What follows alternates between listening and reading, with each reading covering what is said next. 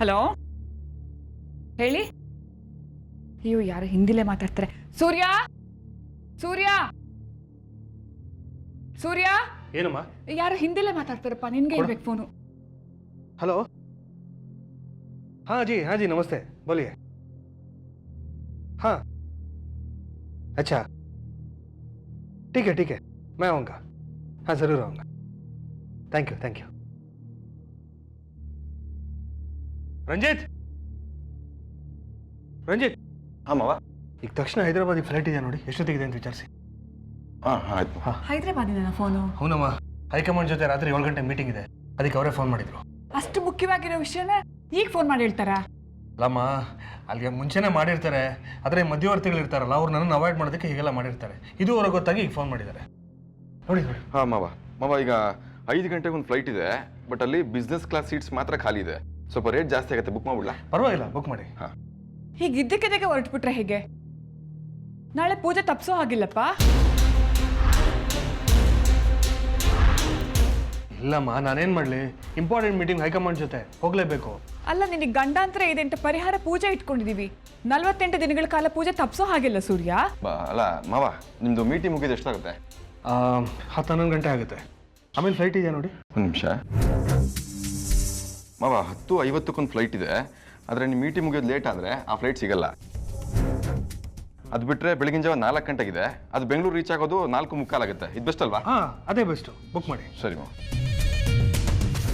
ಇನ್ನೇನಮ್ಮ, 5 ಗಂಟೆ ಅಷ್ಟರಲ್ಲಿ ಇಲ್ಲಿ ಇರ್ತೀನಿ. ಇನ್ನು ಪೂಜೆಗೇನೂ ತೊಂದರೆ ಆಗಲ್ಲ, ಆಯ್ತಾ? ಹಾಗಾದ್ರೆ ಸರಿ. ಒಬ್ಬನೇ ಹೊರಡ್ತಾ ಇದೆಯಾ? ಮಾವ, ನಾನು ಬರಲ್ಲ ಜೊತೆಗೆ? ಬೇಡ ರಂಜಿತ್, ನೀನೇನಮ್ಮ ಎಲ್ಲದಕ್ಕೂ ಅತಿಯಾಗಿ ಆಡ್ತೀಯ. ನಾನು ಹೋಗಿ ಬರ್ತೀನಿ, ಸುಮ್ಮನೆ ಇರೋ.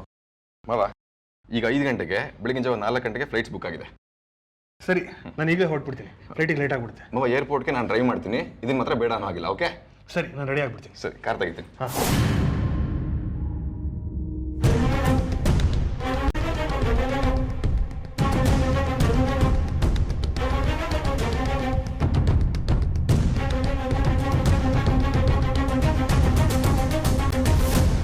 ರಂಜಿತ್, 5 ಗಂಟೆ ಆಯ್ತು, ಇನ್ನು ಸೂರ್ಯ ಬಂದಿಲ್ಲ. ಒಂದ್ಸತಿ ಫೋನ್ ಮಾಡ್ತೀರಾ?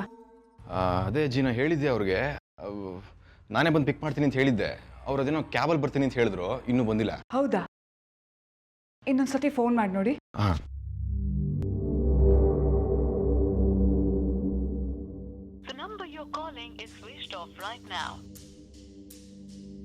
ಅಜ್ಜಿ, ಸ್ವಿಚ್ ಆಫ್ ಅಂತ ಬರ್ತಿದೆ.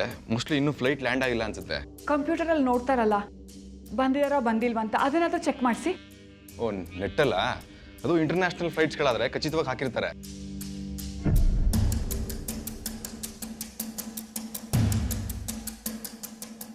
ನೋಡು, ಆರ್ತಿನೂ ಬಂದ್ಬಿಟ್ಲು. ಅವನೇ ಇನ್ನೂ ಬಂದಿಲ್ಲ. ಅವನು ಬಂದು ಸ್ನಾನ ಮಾಡಿ ಪೂಜೆ ಕೂತ್ಕೊಳ್ಳೋಷ್ಟೊತ್ತಿಗೆ ತುಂಬಾ ಹೊತ್ತಾಗುತ್ತೆ. ಅದನ್ನೇ ಮನಸ್ಸಿನಲ್ಲಿ ಇಟ್ಕೊಂಡು ಯೋಚನೆ ಮಾಡ್ತಾ ಇದ್ದೀಯಾ? ಮೊದಲು ಅದರಿಂದ ಹೊರಗಡೆ ಬಾ. ನಾನೇನು ಯೋಚನೆ ಮಾಡ್ತಿಲ್ಲ ಅಜ್ಜಿ.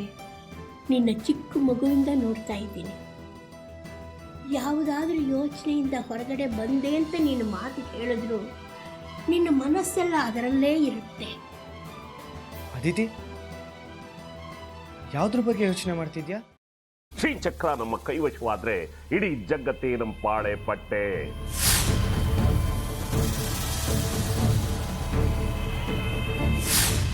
ನಾವಿದೀವಲ್ಲ, ನೀನ್ ಯಾಕೆ ಚಿಂತೆ? ನಮ್ಮ ಆಸೆಗಳೆಲ್ಲ ಪೂರೈಸುತ್ತೆ. ಅದಕ್ಕೆ ನಾನು ಹೇಳಿದ್ದು ನಮ್ಮ ಜೊತೆ ಕೈ ಜೋಡಿಸು ಅಂತ.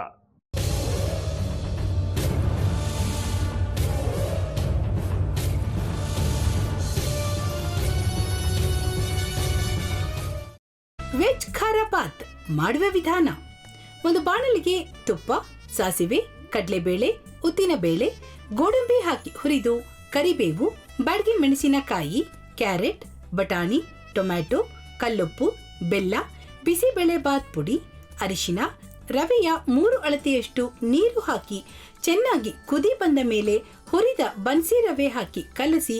ಈಗ ವೆಜ್ ಖಾರ ಬಾತ್ ಸವಿಯಲು.